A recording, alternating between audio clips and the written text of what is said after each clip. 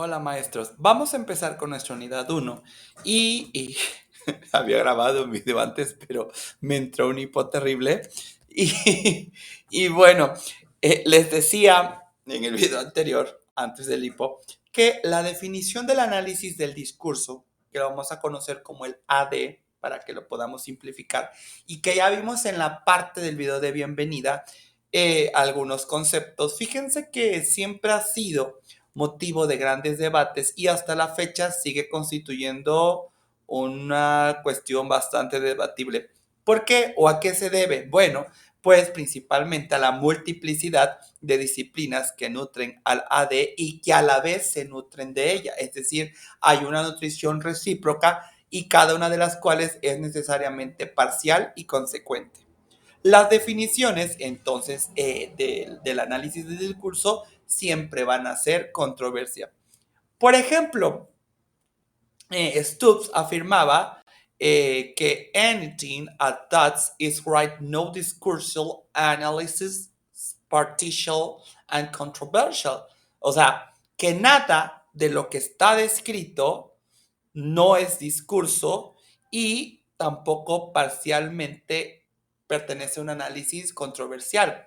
Sin embargo, ¿qué podemos y que digo, le doy parte de razón? Sin embargo, que es uno de este autor, es uno de los fundadores de esta disciplina del análisis de discurso, eh, podemos rescatar de esto algunos elementos comunes a las distintas perspectivas sobre el AD, sosteniendo que el análisis del discurso es el estudio del lenguaje relacionado con su uso más allá de los límites oracionales con las interrelaciones entre lenguaje y sociedad y con las propiedades interactivas o dialógicas de la comunicación cotidiana.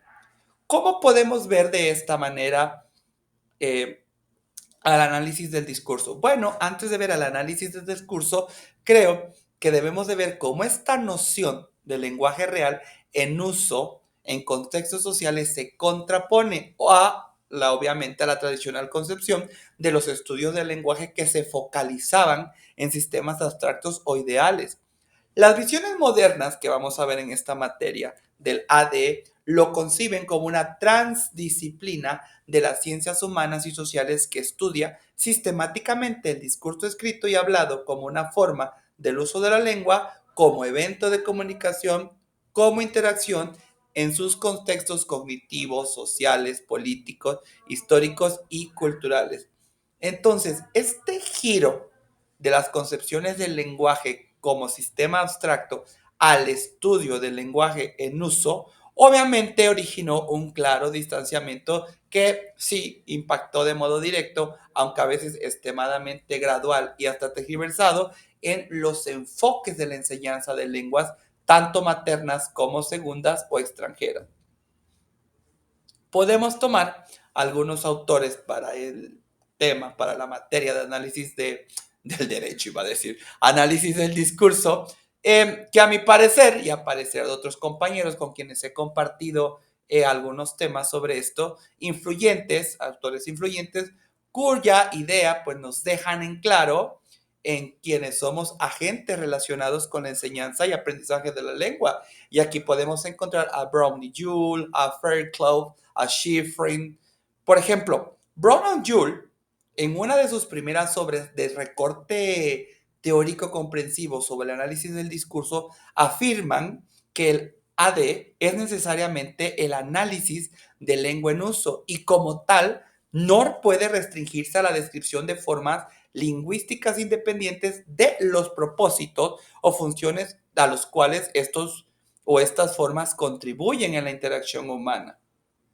Y en línea con esta idea, pero obviamente desde una postura radicalmente crítica y hasta un cierto activismo crítico, está Fairclough, porque está Fairclough que postula la reciprocidad que debe de existir entre lenguaje y sociedad. ¿Por qué? Porque afirma y nos dice, el lenguaje es parte de la sociedad, totalmente de acuerdo.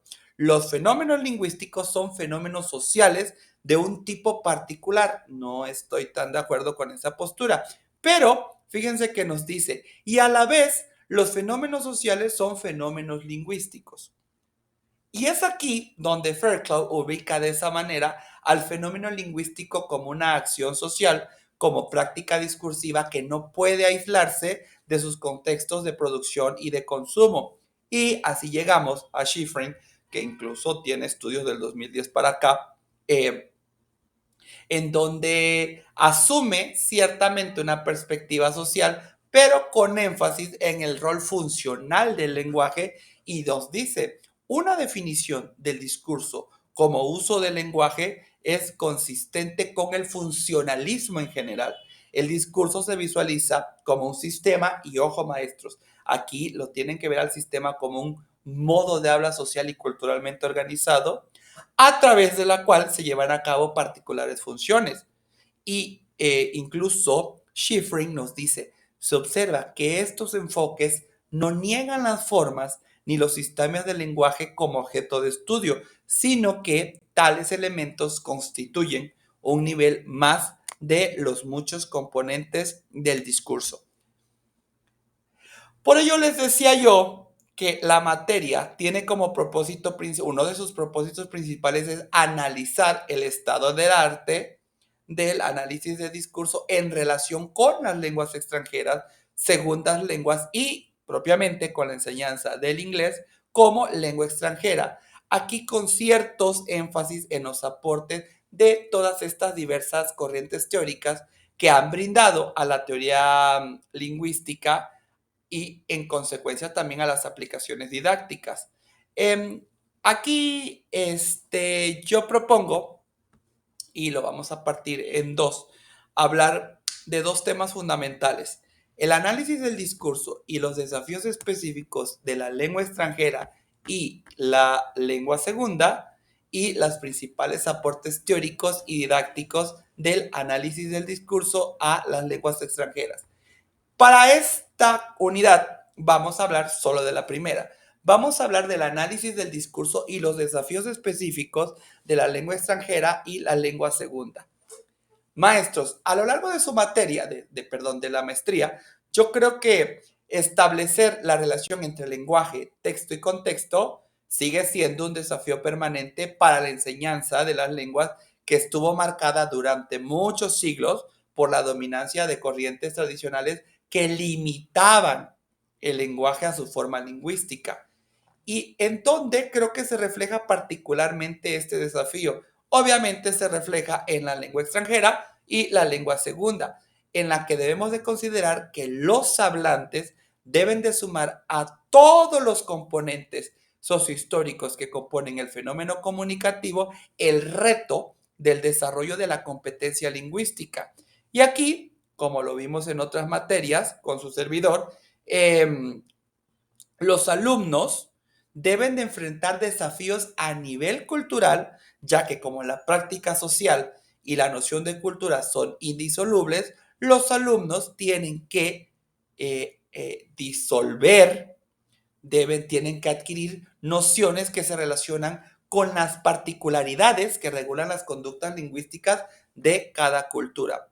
Un claro ejemplo de esto, solo por mencionar un ejemplo, lo constituyen las barreras o choques que deben de enfrentar en culturas extrañas los recién llegados al tratar de descifrar, caramba, no solo el código lingüístico, sino también los códigos de cortesía, usos de turnos apropiados para la oralidad, tonos, volúmenes esperados para cada situación y hasta aspectos relacionados con distancias físicas, interpersonales y hasta posturales. Códigos que son adquiridos usualmente de manera inconsciente, gradual y no sistemática en un contexto de lengua materna. Otro desafío lo constituye la práctica discursiva. Esta práctica que se relaciona con las nociones de género y que son de igual modo, configuraciones de significados cuya ocurrencia puede esperarse en un contexto dado. Esta noción que les acabo de contar o de platicar se relaciona al concepto de registro e incluye elementos no solo textuales, sino también interpersonales y de experiencia. ¿Qué hacen estos? Constituyen contextos que determinan la adecuación o no de una práctica discursiva y las características que deben de asumir esas prácticas. Quien no es miembro de una cultura dada en la cual debe hacer uso de los géneros discursivos y en consecuencia, al no contar con estas intuiciones lingüísticas sobre adecuación y corrección discursiva, los hablantes de lengua extranjera y lengua segunda sufren un doble desafío porque los géneros obviamente son determinados culturalmente. Sin embargo, el nivel del discurso que representa la primera dificultad para un hablante no nativo es la de adquirir la competencia formal del sistema de la lengua extranjera o lengua segunda. Debe, ante todo, aprender cuáles son las opciones semánticas y sus correspondientes configuraciones léxico-gramaticales que tiene a su disposición para involucrarse en eventos discursivos, en eventos comunicativos. ¿Qué tenemos que destacar, maestros? Tenemos que destacar que hasta el surgimiento del análisis de discurso y su posterior impacto en el aula de lenguas, el foco de la enseñanza se reducía estrictamente al estudio de estructuras léxico-gramaticales, rara vez relacionado con sus corrientes y sus correlaciones semánticas. La incorporación de estas nuevas dimensiones en el aula de lengua extranjera y lengua segunda han generado un impacto sin precedentes en la historia de la enseñanza de la lengua y que por supuesto en Universidad Vasconcelos estamos teniendo la actualización necesaria dentro de la maestría en la enseñanza del inglés. Un gusto, maestros. Hasta luego.